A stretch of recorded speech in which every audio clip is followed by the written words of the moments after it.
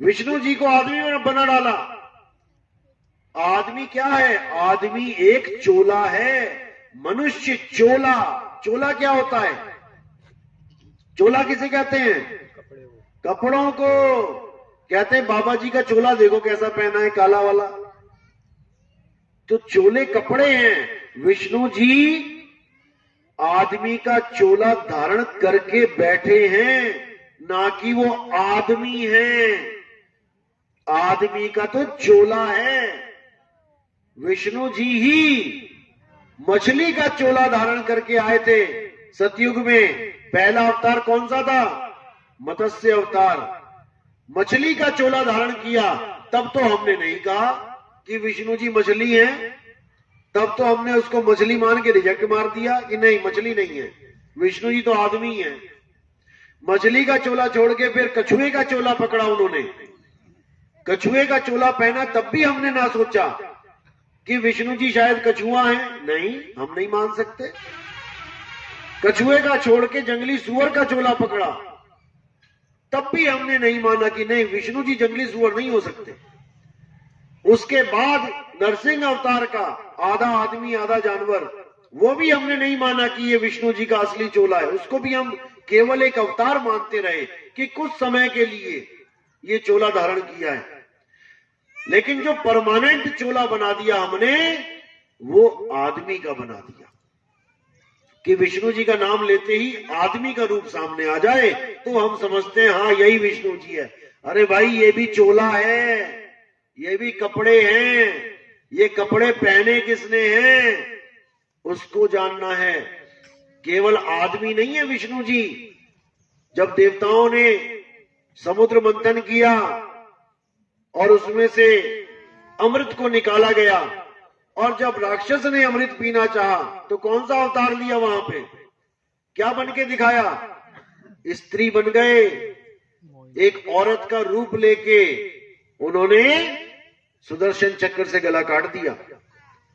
तो कोई ना बोले कि विष्णु जी औरत हैं। जब शिव जी शंकर जी के पीछे भस्मासुर भागा भस्म करने के लिए, तो कौन सा अवतार लिया? तब भी मोहिनी रूप लिया, औरत का रूप लिया।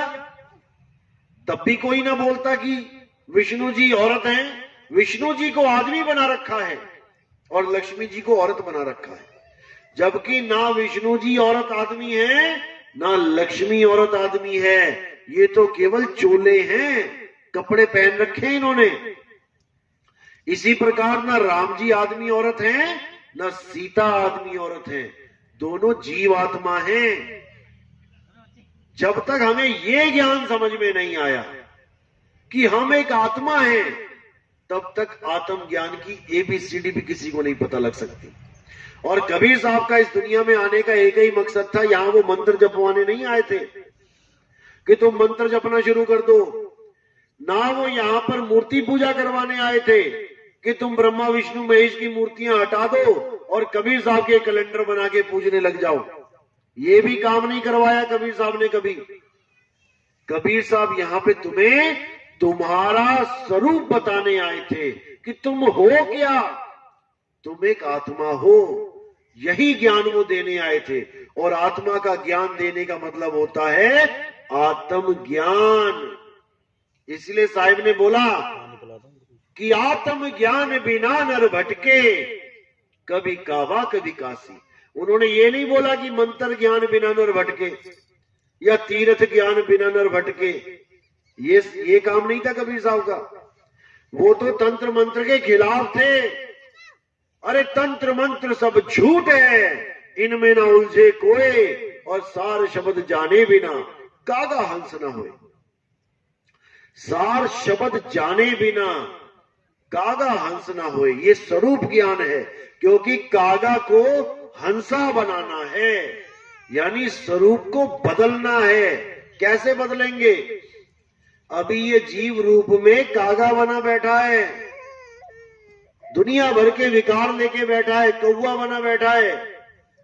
और जब ये बंदगी करके जीव से पीव अवस्था में आएगा, तब ये हंस बन जाएगा।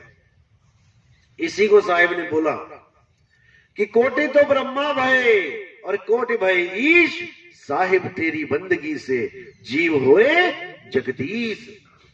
तो जब ये जगदीश रूप में आ जाएगा, यानी अब अपने निज ज्ञान में, निज नाम में आ जाएगा, आत्म ज्ञान में आ जाएगा, अब ये विकारों से दूर हो जाएगा, तब जाके ये हंसा बनेगा। जब तक इसे सतनाम नहीं मिलेगा ये हंसा बन ही नहीं सकता। सतनाम कोई मंत्र नहीं है कि आज सतनाम के नाम पे कोई ओम सोम जपवा रहा है, कोई कह रहा है सोम सोम जप लो सतनाम है, कोई सतनाम ही जपवाई जा रहा है। सतनाम, ये सतनाम नहीं है। कबीर साहब क्या कहते हैं, अरे सतनाम कोई नाम नहीं, यह है आपन रूप, और जो जाने इस भेद को पावे आप स्वरूप। सतनाम तुम्हारा स्वरूप है, सतनाम तुम्हारा निज नाम है। अरे 3 गुणों की भक्ति में भूल पड़ा संसार, कहे कबीर निज नाम बिन कैसे लागे पार। मैं अपने नाम के बिना पार नहीं हो सकता। निज नाम, मेरा नाम। तुम्हें खुद को जानना पड़ेगा पहले कि तुम क्या हो। तुम ये शरीर नहीं हो, शरीर तो छोड़ के जाना है एक दिन। किसी की मां मर गई, लाश पड़ी हुई है, फिर भी वो कह रही है मां मुझे छोड़ के चली गई। चली कहां गई है, पड़ी तो है मां। इसी को आज तक मामा मामा कर रहे थे, मेरी मां की आंखें, मेरी मां के कान, मेरी मां के बाल। ये लाश पड़ी है, अब कह रहे मां मुझे छोड़ के चली गई। तो जो गया, क्या उसको देखा कि वो कौन था? जो चला गया उसके स्वरूप को जानते हो वो क्या था? कोई नहीं जानता। उसी को समझना है कि कौन थी इस शरीर में जो मेरी हर बात का जवाब दे रही थी। कौन था इस शरीर में जो मेरी हर बात को सुन रहा था, समझ रहा था, मुझे सलाह दे रहा था। मैं सोच रहा था ये शरीर बोल रहा है, शरीर तो ये पड़ा है, तो बोलनहार तो कोई और था जो चला गया। इसी को साहिब ने बोला, अरे चाम के महल में बोलता राम है, तू राम और चाम को चीन भाई। इस चाम में ही राम बोलता है, लेकिन वो राम कैसा है, कैसे मिलेगा, ये जानने के लिए हमें भेदी सतगुरु की आवश्यकता पड़ती है। जपी तपी सन्यासी की नहीं। हम गलती से जपी तपी सन्यासियों को गुरु मान बैठे हैं, जबकि ये गुरु नहीं है। जपी क्या करेगा, खुद भी नाम जपता है, तुम्हें भी जपवा देगा। तो साहिब कह रहे हैं नाम है जप में सारा ज्ञान फेल। तपी क्या करेगा, खुद भी एक टांग पे खड़ा है, तुम्हें भी एक टांग पे खड़ा करवा देगा। जाओ बेटा शरीर को कष्ट दो, तब परमात्मा मिलेगा। और गीता क्या कहती है कि जो व्रत तक करते हैं, व्रत को खंडन कर रखा है, वो भी राक्षस जूनी के लोग हैं जो गलती से इंसान चूल्हे में आ गए। व्रत का भी खंडन कर रखा है गीता में कि जो अपने शरीर को कष्ट देते हैं वो परमात्मा के प्यारे नहीं हो सकते। तो यहां तक बोल दिया। तो जपी तपी और सन्यासी, इन तीनों को गुरु मानने वाले जितने भी शिष्य हैं, ये कभी परमात्मा को प्राप्त नहीं कर सकते। हाँ, ये जरूर बन जाएंगे जपी तपी सन्यासी। कोई हाथ में माला लेके घूम रहा है, 108 मंत्र पूरे कर लूं, इतनी माला फेर लूं, और साहिब क्या कह रहे हैं, अरे माला तो कर में फिरे और जीव फिरे मुख माही और मनवा दसहु दिसी फिरे, ये तो सिमरन नहीं। तो कहां चली गई तुम्हारी माला? जो कबीर साहब ने मना किया, इन नकली कबीर पंथियों ने वही चीज पकड़ा दी। साहिब कह रहे हैं मोको कहां ढूंढे रे बंदे, मैं तो तेरे पास में। और ये नकली कबीर पंथी कहते हैं कि वो सतलोक में बैठा है, 16 संख योजन दूर बैठा है। और साहिब चीख चीख के कह रहे हैं मैं तो तेरे पास में हूं। अब इनसे पूछो भैया पास कौन सी जगह है, तो कभी ना बता पाएंगे ये लोग, क्योंकि इनको पास का पता ही नहीं है कि पास होता क्या है। कितनी पास है परमात्मा? अरे ज्यों तिलमाही तेल है और ज्यों चकमक में आग, तेरा साईं तुझ में है। जाग सके तो जाग। अब बताओ कौन से सतलोक में कुर्सी लगा के बैठा है वो? सतलोक का मतलब होता है हमारा निज स्वरूप, आत्म स्वरूप, जो सत्य है, जिसका कभी कोई नाश नहीं कर सकता। गीता में भी बताया गया, लेकिन इनको मोतिया बिंद हुआ पड़ा है, इनको दिखता ही नहीं है। वहां साफ बोला, हे अर्जुन, इस दुनिया में दो प्रकार के तत्व हैं, एक है असत्य और एक है सत्य।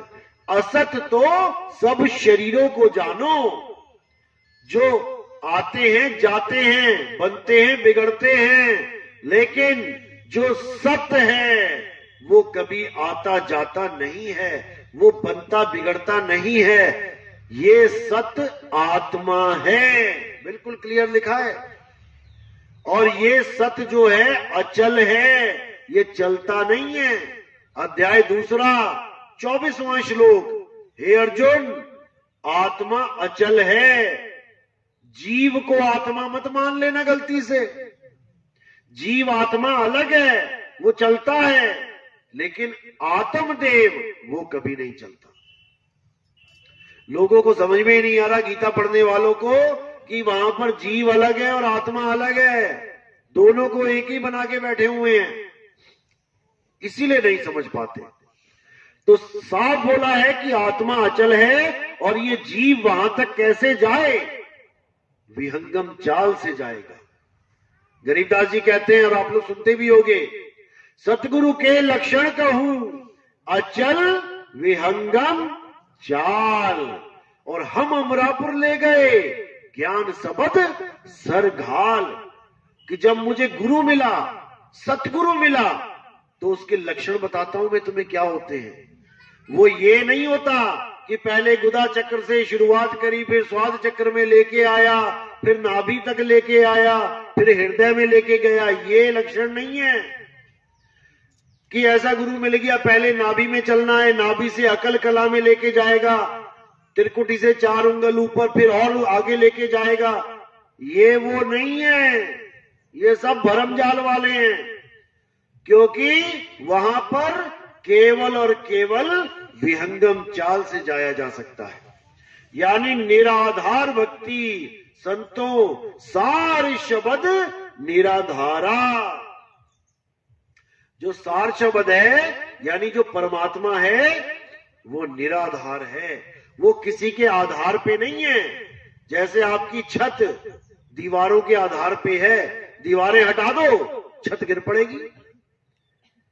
ऐसे नहीं है वो कि पौड़ी पौड़ी पौड़ी चढ़ के तुम आसमान पे, इस पे चढ़ जाओ छत पे। वहां तो विहंगम चाल से जाते हैं, पक्षी की तरह। पक्षी कभी किसी का सहारा लेके नहीं जाता, वो सीधा विहंगम चाल पकड़ता है।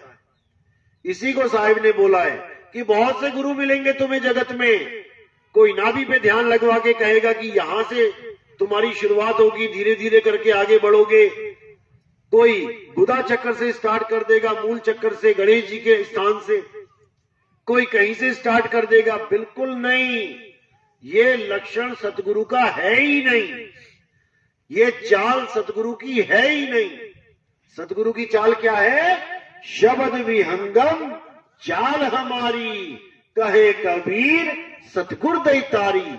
अरे खुले कपाट शब्द झनकारी, पिंड अंड के पार, सो देश हमारा है, कर नैनो दीदार महल में प्यारा है। अगर विहंगम चाल वाला गुरु मिल गया तब तो समझो कल्याण हो गया। नहीं तो ये गुरु ऐसे मिलेंगे जो तुम्हें आधार वाली भक्ति करवा देंगे और तुम इसी काल जाल में रह जाओगे, बचने वाले नहीं हो। क्योंकि निराधार भक्ति केवल और केवल कबीर साहब की देन है। नहीं तो आज तक यही कुछ करते आ रहे थे सारे जोगी जपी तपी सन्यासी। तो इसीलिए कबीर साहब कह रहे हैं कि 3 गुणों की भक्ति में भूल पड़ा संसार, और कहे कबीर निज नाम बिन कैसे लागो पाप। निज नाम, तुम्हें अपने आप को जानना है पहले, किसी लोक में नहीं जाना। साहिब कह रहे ना कहीं आना ना कहीं जाना, आपे में आप समाना, तुम्हें खुद में समाना है। सतलोक, अलखलोक, अगमलोक, अनामी लोक, ये पर्यायवाची शब्द हैं। अकल कला, जैसे बोला जाता है अकल कला, अखंड शब्द, अनाम, ये सब पर्यायवाची शब्द हैं।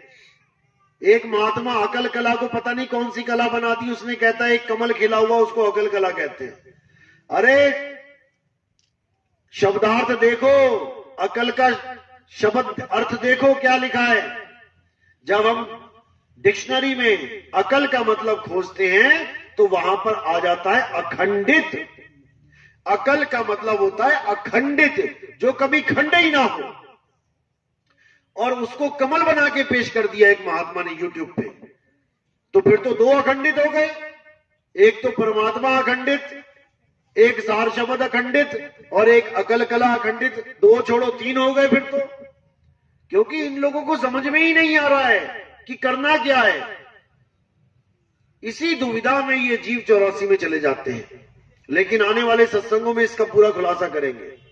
तो साहिब कह रहे हैं ये अलख, अगम, अनामी, ये सब पर्यायवाची हैं, सत्य के ही पर्यायवाची हैं। सतलोक यानी ऐसा लोक जो सत्य है, जिसका नाश नहीं होता। अलख, उस लोक को कोई लख नहीं सकता, इन आंखों से नहीं लखा जा सकता। अगम, उस लोक तक कोई पहुंच नहीं सकता, इन पैरों से नहीं पहुंच सकते। अनाम यानी उसका कोई नाम नहीं है, वो लिखा नहीं जा सकता। अलेख, वो 52 अक्षरों से परे है, निअक्षर। तो ये सारे पर्यायवाची नाम है।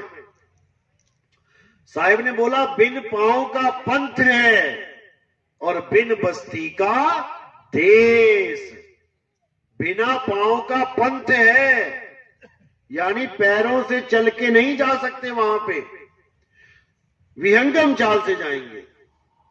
बिन बस्ती का देश, ऐसा नहीं है कि वहां कोई बस्ती है, कि हमारे वहां पे घर है, मकान है, हम जैसे यहां पे मकान बना के रहते हैं हम वहां पर भी रहेंगे। एक महाराज जी कहते हैं हमारे क्वार्टर है वहां पे खाली पड़े हुए हैं, तुम लोग यहां रहने आ गए। चलो वहां पर सोने की सड़कें हैं, हीरे जवाहरात पन्ने हैं, हर घर के आगे एक यान खड़ा है, वायुयान। यहां तो चलाना साइकिल ना आती हमें, और वहां वायुयान चलाएंगे जाके। ऐसा भरमा दिया हम लोगों को केवल बाणियां पढ़ पढ़ के। बाणियां कहती कुछ हैं और उसका अर्थ कुछ होता है।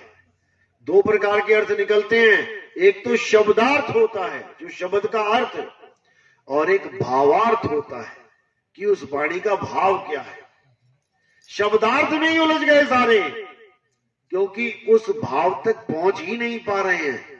बिना अनुभव के उस भाव तक कोई पहुंच ही नहीं सकता।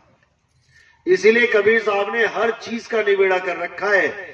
एक सुई जितनी भी कसर नहीं छोड़ी उन्होंने अपनी वाणियों में। परमात्मा के 16 पुत्र बताए, बिल्कुल सटीक बताए, लेकिन अज्ञानी जीव समझ ही नहीं पाया। उनको आदमी बना के बैठ गया कि काल भगवान ने कुरुम का सिर फोड़ दिया। बच्चे थे क्या? बच्चे हैं जो लड़ते हैं आपस में, सिर फोड़ दिया। और अविनाशी परमात्मा अविनाशी तत्वों का बनाए अपने बच्चों को। जो सिर ही फूट गया तो अविनाशी तत्व कहां से रहा वो? अभी तो मिट्टी भी नहीं बनी, अभी तो 5 तत्व का शरीर भी नहीं बना, पहले ही फोड़ा फाड़ी चालू हो गई। तो उस अविनाशी तत्व का हम क्या करेंगे जिसका सिर ही फट जाए? ये कौन सी कहानी सुना रहा हूं मैं, पता है ना? किस किस को पता, हाथ खड़े करो।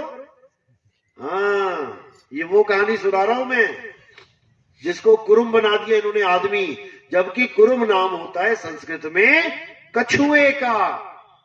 विष्णु जी का दूसरा अवतार कुरुम अवतार है। कबीर साहब ने पहला पुत्र कुरुम क्यों बनाया? क्योंकि कुरुम के पास एक गुण होता है, कछुए के पास एक गुण है। क्या गुण है कछुए के पास? कछुए के पास सिमटने का गुण है और फैलने का गुण है, यानी विस्तार भी कर सकता है और अपने आप को सिमटा भी सकता है। ये सूरत का गुण है हमारा, ये गुण है। सूरत कितनी भी विस्तार कर सकती है। मैं अकेला था, आज देखो कितना विस्तार हो गया।